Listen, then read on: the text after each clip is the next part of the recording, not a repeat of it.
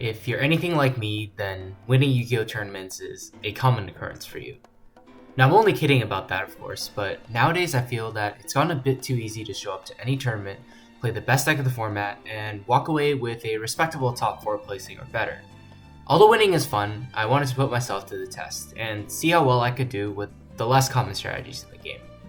If you're new to the channel, my name is Tcg Sam, and I've been playing Yu-Gi-Oh competitively for over 6 years now. I'm a Yu-Gi-Oh content creator that makes content on the competitive side of the game, and in this series, I'm going to be challenging myself to win a tournament with pretty much anything except the best decks out there. I'll be adding in extra challenges to make it even more interesting for you to watch. Will I be able to outperform the best decks at these tournaments? Or have I just thrown away any hope I had of ever winning a tournament again?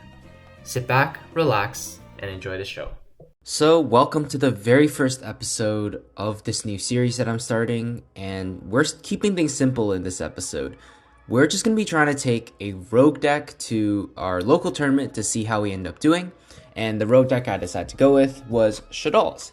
If you haven't seen the deck profile, I've actually made one on my channel. I've quickly put up the list on the screen so you see what cards I was working with, but in my deck profile, I go into more in depth as to why I play certain ratios and such. And the only things that have changed from there is I took out Falco, Damage Juggler, and Shaddol Core, replaced them with Medora and Double Mathematician because I think those are a little bit better. They make it so you don't lose the Bystials as hard as you would with the other cards. So I figured those are pretty good switches. Giving yourself more Earth targets also just means your Shaddol Fusion is going to be able to summon Shekhanaga more often. You can dump a card like Medora to the graveyard. And then you have a disruption in the graveyard on top of a disruption with Shekhanaga. But aside with that, the rest of the deck is the exact same as you saw in the deck profile. So, quickly going over the side deck as well. Pretty big power cards in here. There isn't too much to say about any of these. These are pretty good against the meta right now. Ultimate Slayer especially is incredibly good because you're able to put a card like El Shaddol Aclone into the graveyard, which means you get extra value. You can search a card like Shaddol Fusion or get your Shaddol play started. But also you can just send Entis to destroy another card as well. So it's just an incredibly good removal card against a deck like Tearlaments. And then we have an extra shuffler in Keldo for when we do go against Tearlaments as well, just so they're less incentivized to mill us and gives us more targets to send with a card with our fusion spells. And finally, the Zombie World package, since it is a dark monster, we can send it with Shaddol Fusion against those decks that it'd be good against, but also we can dump it off of Mathematician since it is a level 4 lower monster. But that's just the deck. Once again, if you guys want to see the in-depth deck profile and how to play the deck, I have those videos on my channel already, so be sure to check that out. But with that being said, let's head over to the tournament and I'll take you guys along with me. Alright, so getting right into our very first match of the day, we are going to be playing up against Ishizu Tearlaments. Without a doubt, the best deck of the format right now. I'm excited to see what our deck can actually do against such a powerhouse. We're going to finish shuffling up and do the die roll to decide who goes first. And our opponent is going to roll higher than I am, so they're going to end up being able to go first. So let's see what we can actually do going second. Our opponent's going to start things off with a Medora, discarding a Yugioh, activating the Yugioh to mill 5. He hits nothing too valuable other than a Shuffler and a Tearlaments Scream. Scream is going to allow him to add a Soliac from his deck to his hand. I believe I milled a Shaddol Beast, which just allows me to draw a card. I didn't really mill anything else. But our opponent's going to activate the Scheirens next, getting rid of the Kelbeck and milling 3 more cards, and then on resolution, activating the Yugioh to be able to summon back another level 4 body from his graveyard, activating the Kelbeck effect to mill 5 again. This time we do hit Aerial. Aerial is pretty cool because it does mean since it's not our turn, our Aerial will be last on the chain and first to resolve, meaning we can hit any names that he attempts to use, which is what we do here. We also attempt to hit the other shufflers from his graveyard. He is going to attempt to chain it just to put back the Shaddol Incarnation because it does have an effect in the graveyard, put back some of his own resources as well. Unfortunately, I think he was still able to make Kikalos because he milled the name before I was able to mill the Aerial. But from here, he's going to overlay for a copy of Abyss Dweller, activate his effect, and then here I have Cyframe Gamma in my hand, so I'm deciding if it's worth using or not. I decide to go for it and hope he doesn't see the play of using a Shuffler to shuffle back his Dweller and remake it, because very simply, what he can do is just shuffle back the Dweller, use Kit to summon the Rhino, fuse for Rukalos, and then he has 2 level 4s for the copy of Abyss Dweller, which would be very difficult for us to deal with. So he is going to summon the Rhino, mill 5 more, Rhino's going to send a name, and then he is going to activate the effective fuse, summoning Rukalos. Rukalos is still a very scary card, pretty hard for us to deal with because it does negate our power spells, like Shaddol Fusion and El Shaddol Fusion. He ends up going for Garura with his last name though. Then he's going to he's going to attempt to link the 2 away for a copy of Dark, steal our Beast just so he has a link 2 for Elf. Elf is going to be able to not only protect his Rukalos, but also let him mill 3 on our turn by summoning back the Merly. He's going to end up sending 1 card. We can assume it's the Sulliek because we saw him search it earlier on. And then now it's our turn. I don't have the best hand here since we don't have multiple ways to break through the Scheiren. So I'm going to start things off with a Scheiren to attempt to get through the Rukalos, and it actually works because he just decides to negate the Scheiren. Now that means we're able to summon out our Winda, and while Winda doesn't do too much here, the fact that we have Shaddol spells in the graveyard is huge, because as soon as we link off that Winda, we can be able to add back a Shaddol spell or trap from the grave. So at this point, I decide to normal summon the Medora. The reason being is I need to clear out his shufflers from his graveyard before I'm able to link off the Winda. Otherwise, all he can do is just shuffle back the target that I'm going to try to add back with Winda. So for that reason, I have to commit my normal summon to the Medora to get rid of it. And then afterwards, we're going to link into Gravity Controller, grab back the Shaddol Fusion, I believe, from the graveyard, or El Shaddol Fusion. I think it was a little mistake here. I was thinking a little too far ahead. I was thinking, oh, I can just get Shaddol Fusion later on. But I failed to consider, like, I wouldn't have a way to link off the construct that I was about to make. So pretty big mistake for me. I definitely should have just gone for the Shaddol Fusion first, and then we can like figure out some other stuff with the construct afterwards. Our opponent's gonna Bestial the Trick Clown that we use, totally okay. Most of the time, our opponent's Bestials are only gonna be trading with their Trick Clown, so it's not too big of a deal. I end up setting the copy of Ariel off of the Wendy, and then flipping it up with Restaurant Incarnation, activating the Ariel effect to attempt to summon back one of our monsters from the Vanish Zone. Opponent decides to Sulliek that to negate, sending the Medora from his field. And then here's where I realized, like, I messed up. I don't have a link to link off this construct to search a Shaddol Fusion. And that's a huge error because now I just can't, like, really do anything with the monsters I have on board. I only have Dark as a generic link in my extra deck. So, unfortunately, a very costly error because now we don't end on anything. But like I mentioned, what I should have done is I should have just started off by adding back the Shaddol Fusion so I can get more value by sending from my deck while he controlled the Elf. Our opponent top decks the Bestial, unfortunately for us. He had no cards in hand, by the way. And he just top decks the Bestial, so he's able to actually send the Tearlaments he needs to actually be able to Fusion Summon. For the Kaleido Heart is going to be able to attempt to shuffle back one of our monsters. Is going to shuffle back the Construct, which is unfortunate because now we're not going to be able to get back anything we need from the graveyard. Here is like kind of a mistake that we should have caught. Since Ariel's already permanent negated by Sulliek, he actually can't Sulliek it again. And this is actually huge because then he wouldn't be able to set all this up with like Kit and such. So a couple of mistakes were made, but that's also partially my fault for not catching it. It is what it is though. Like not much you can really do about it at this point. Our opponent's going to summon out the Mud Dragon, and that is just game. It's just super unfortunate because this game was definitely winnable. Not only did I mess up, but also didn't catch that illegal play with the Sulliek. Not much we can really do about that. All we can do is keep our head up, move on to game 2. That's why we play best of 3s and not best of 1s like Master Duel. So things like that don't cost you.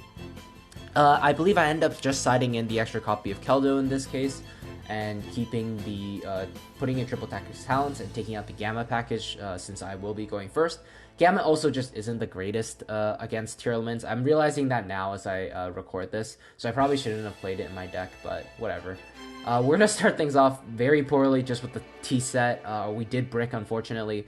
Our opponent's gonna activate Scream, summon Scheiren, activate the callback to mill 5. This is quite shocking from him because this actually allows us to get back into the game now. Because we do have that. We did mill that Ariel, we did mill that Keldo, and we did mill a Wendy to be able to get our engine started as well.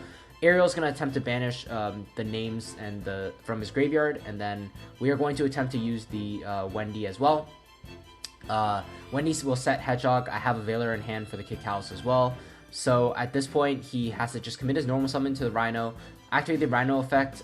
He is going to send Scheiren. We do have the Medora in the graveyard though, so I believe we are going to use it here just to get rid of his name so he isn't able to fuse. He, I believe, should have sent a different name because he could make Redoer at this point to still resolve the Scheiren, but still not a big deal because he does have access to a sprint line if he really wants to, but I believe he just ends up going for Redoer to have a fusion play for like a following turn. So he's going to just go Battle Phase, swing into our Shaddol Hedgehog. I'm going to add the Shaddol fusion from my deck to my hand. And then from here, our opponent is just going to summon a Zeus on top of the Redoer, which is very interesting because now he's sort of like committing himself to not having like a consistent way to fuse on our turn unless he mills something with the Kick Callus. I'm going to activate this Shaddol Fusion now. I believe Shaddol Fusion is going to send the Beast and the Medora. We do have Shekinaga to be able to negate his Zeus if he does choose to use it. I also could have summoned Apclone, and that's what I was pondering for a long time, if I should summon Apclone or Shekinaga here. But I really want to get the Medora into the graveyard. Our opponent also forgets to use Scream, so that means we're able to beat over the Kikalos. And then we're also able to go Scheiren in main phase 2 to start milling our deck. We're gonna also use the Dragon effect to pop the Scream. The reason I'm popping the Scream is because like I don't want him to be able to have an extra extender on once it gets back to him. But also at the same time, he also doesn't have any targets left for the traps in his deck, so that's fine. We're able to then activate the effect of Redoer, getting rid of the Scheiren, and then our opponent's going to chain Zeus here, which is interesting. We probably should have chained it to our to the effect of Redoer, so we wouldn't be able to resolve it. So now we're actually able to summon out our Winda and then activate the talents we had in hand this whole time. Since he didn't use a monster effect earlier on, we couldn't actually talent him earlier. So by resolving the talents, we now have access to Shaddol Schism in our graveyard, and that's huge because now we're able to out the Zeus and get our engine started with the Construct. So Construct effect is going to be able to allow us to send any Shaddol from our deck to the graveyard. It's going to send the copy of Reshall Incarnation. My idea was, in this sort of grindy game state, I'm going to want the recursion that's offered by Reshall Incarnation. Opponent's going to end up Dark Rulering, which is fine because we still have an El Shaddol Fusion to reset the window on our board. So when he does activate Instant Fusion, he's literally not going to be able to do anything other than summon out the Mud Dragon from the swamp. So at this point, he's still in a very bad spot because he's now locked under his window condition, and he doesn't have a way to beat it considering he used his only special summon for the turn. So he's just going to pass it over and blow up the Mud Dragon from the swamp during the end phase. I am just going to switch everything to attack, set an extra monster, pass it over to him. And then from here, opponent's going to normal summon the Merly. Merly's going to mill 3. He is going to attempt to use Havness, but we do have the Medora to shuffle away the Havness, so he's not able to resolve its effect. And then from here, I believe this is when time was about to be called, so there isn't too much that our opponent can really do in this spot considering we are up in life. Unfortunately, we do have to take a draw. I felt like we could have ended up winning this one, but in the end, still not too bad of a result. And we're going to take this one as a draw and learn from our mistakes and move on. And let me just tell you, things did not get better from there, unfortunately. After our first round draw, we do end up playing against Ishizu Naturia in the second round. We managed to clinch out a win in a very, very close game 3. But after that, we faced against 2 Ishizu tiers and unfortunately are unable to close out any of those games. In my round 3 matchup, there just wasn't too much I could do. I ended up bricking for the second time in the day, and I just couldn't catch up to our opponent after that. And then game 3, there wasn't much I can do other than end on a Dweller turn 1, and that's just simply beaten by a Bystial, and we end up losing that game as well. Round 4 was a little bit closer. We end up losing game 1. Our opponent just goes first, and we're not able to break through his Dweller. Game 2, we get to go first. We set up a pretty nasty board with like Winda, the Dogmatika stuff, and it's just impossible for our opponent to break through. And then finally, game 3, our opponent is able to go first, but we do stop some of his plays with our Veiler. And then even though he triple tactics rips out our Nadir Servant from our hand, we still have a copy of Ultimate Slayer to break through his board. Unfortunately though, Ultimate Slayer was pretty much the only good card in my hand, so I was only able to have access to one fusion spell during that time, and just one Shaddol fusion.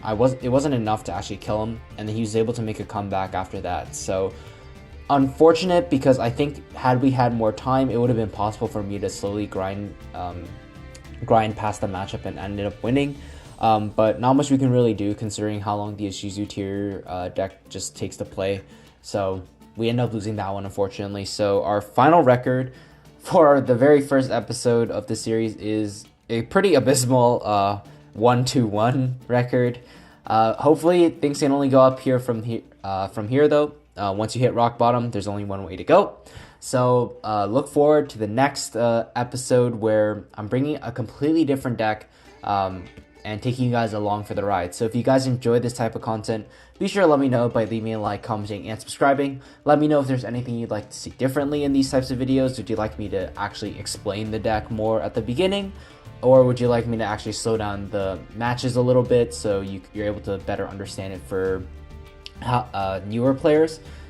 So do let me know in the comment section below. But with that being said, I just want to thank you so much for watching and hope you guys enjoyed. And I will see you guys in the next one. Take care.